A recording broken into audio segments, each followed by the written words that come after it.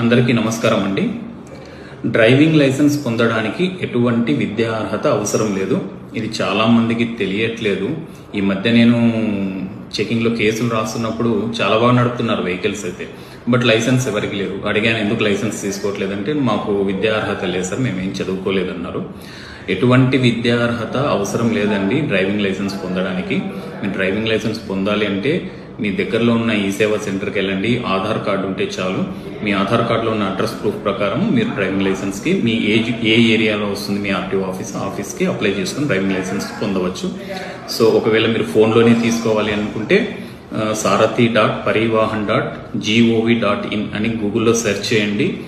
ఆ link website open అయిన తర్వాత అందులో మీరు స్టేట్ సెలెక్ట్ చేసుకొని మీ జ్యుడిక్షన్కి ఏ ఆఫీస్ వస్తుందో ఆఫీస్ని సెలెక్ట్ చేసుకుని డ్రైవింగ్ లైసెన్స్కి అప్లై చేసుకోవచ్చు. దీనికి ఎటువంటి విద్యా అర్హత అవసరం